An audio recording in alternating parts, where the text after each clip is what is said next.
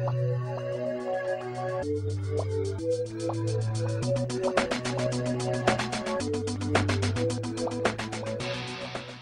rêvais d'écrire un roman, j'avais pas d'idée de sujet, mais c'était vraiment un rêve depuis tout jeune. Pas forcément d'en faire un métier, mais en tout cas voilà, d'écrire des romans. Ça a mis très longtemps à se réaliser. Je travaille avec un éditeur de Thibaut Bérard de collection Exprime qui fait réécrire. Alors la première fois qu'on reçoit le manuscrit tout gribouillé, c'est un choc. C'est un choc, parce que c'est notre bébé, donc on a quand même travaillé, on a relu. Bon. Et donc oui, la première page, c'est terrible.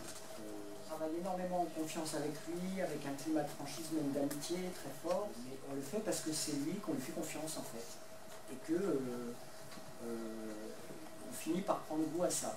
Mais il y a des moments difficiles, un regard extérieur qu'on ne peut pas avoir nous quand on écrit. Donc, quand on écrit, c'est impossible de prendre, à mon avis, de prendre suffisamment de distance pour être capable de dire que là, par exemple, tel aspect des choses, ça ne va pas. Parce qu'on est trop le nez dedans et trop plein de nos personnages, en fait.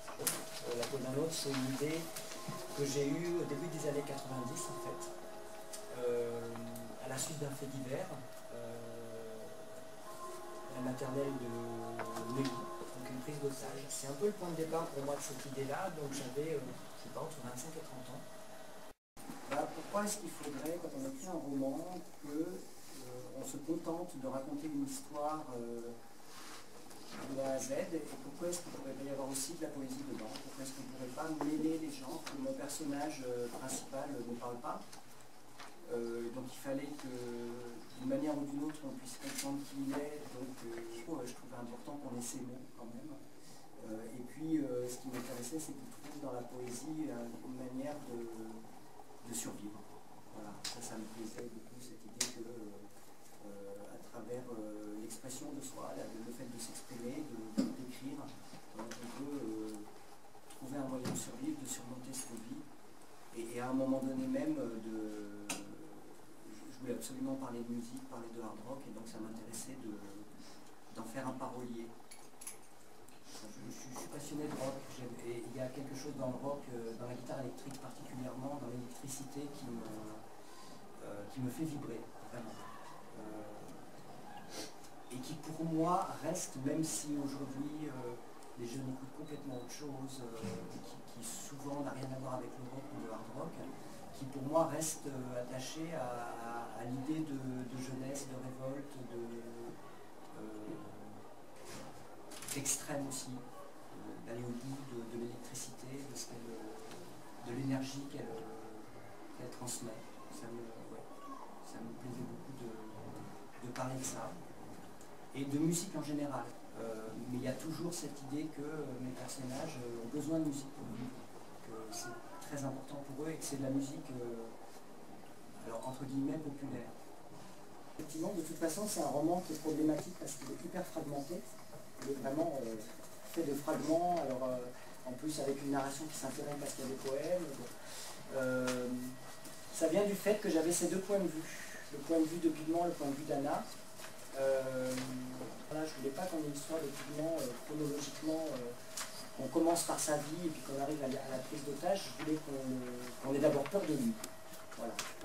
Et puis qu'ensuite on découvre pourquoi il est devenu comme ça.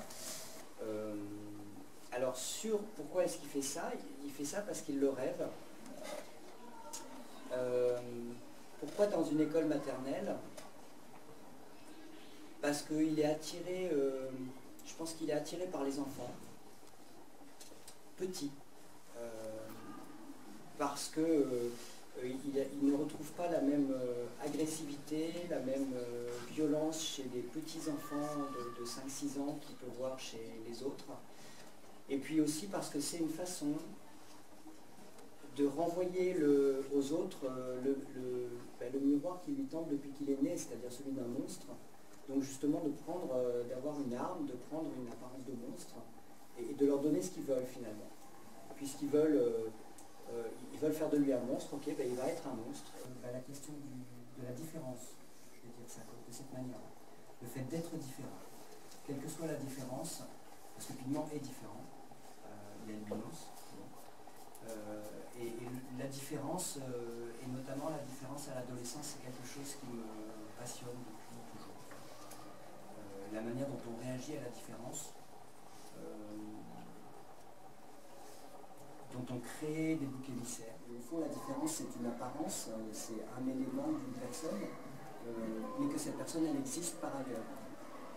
Et ça, c'est mon fils aîné quand on dit d'une personne qu'elle est autiste, effectivement, maintenant on dit une personne porteuse d'autisme, et je trouve que les mots ont un sens. Les mots ne trichent pas, enfin il faut éviter les mots qui trichent. Effectivement, une personne, elle est porteuse de handicap, ça veut dire qu'il y a un handicap, et puis il y a une personne autour qui par ailleurs existe, qui par ailleurs a une sensibilité, a un humour, a une vie, essaye d'être au milieu des autres, essaye de vivre au milieu des autres, et qu'on ne doit pas réduire cette personne à sa différence. Et dans la scène des fourmis, justement, on le réduit à sa différence. Ça n'est plus un être humain. Et il est arrivé dans l'histoire qu'on commence par enlever à des gens le statut d'être humain pour se débarrasser d'eux plus facilement. Plus inoffensif que Pigment, ça n'existe pas.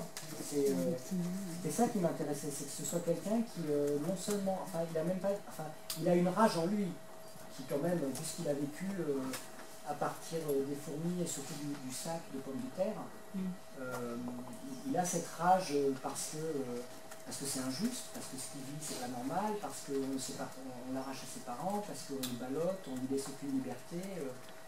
Donc il a cette rage d'un personnage qui est tragique, enfin, pour moi. Mais après, c'est un personnage qui est incapable de violence et qui même ne comprend pas la violence chez les autres. Il le dit à plusieurs reprises, il ne comprend pas. Il ne comprend pas les autres, il ne comprend pas pourquoi ils s'acharnent comme ça, il ne comprend pas leur violence. Je trouve que c'est important qu'un lecteur il ait une part de création. Voilà. Un roman, c'est... Quand on dit qu'on est auteur d'un roman, on est auteur d'un roman jusqu'à ce qu'il paraisse. À partir du moment où il est paru, c'est le lecteur qui est auteur. C'est lui qui fait du roman ce qu'il veut. Un sourire, son sourire, c'est sa récompense à Jean-Jules. Tout s'arrête au-dedans de lui en même temps que ses jambes, suspendues au mouvement des lèvres de la dame au piment. Elle ne lui a jamais dit son nom. Elle n'a jamais voulu Madame Hatsenbe. Hatsenbe, c'est juste le nom de son mari. De semaine en semaine, le garçon la regarde et ça bouge en lui, pendant qu'elle met le piment dans le sachet. Il la contemple ahurie, la grâce de ses gestes, cette gorge et ses mains fines et fragiles, ses yeux si brillants. Régulièrement, Jean-Jules lui fait une déclaration aussi enflammée qu'essoufflée, et Madame Hatsenbe déploie sa gorge, justement, dans un rire lumineux qui fait chavirer l'amoureux transi. « Jean-Jules, je suis déjà marié. Mais quand je serai un homme, votre mari, il sera tout vieux, tout racorni. Mais moi aussi, dis donc.